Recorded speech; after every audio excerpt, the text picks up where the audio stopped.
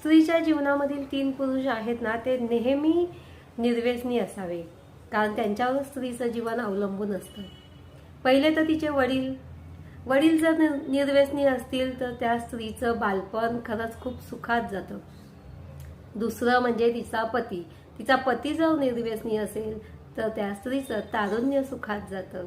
आणि तिसरा तिचा मुलगा.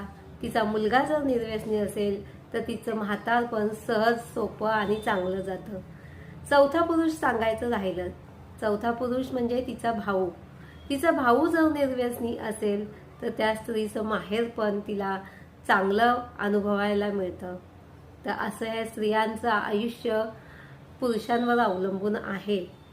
तर योगायोगाने आणि नशिबाने जर हे पुरुष तिच्या जीवनामध्ये निर्व्यसनी आले तर खरंच ती सुखी होते.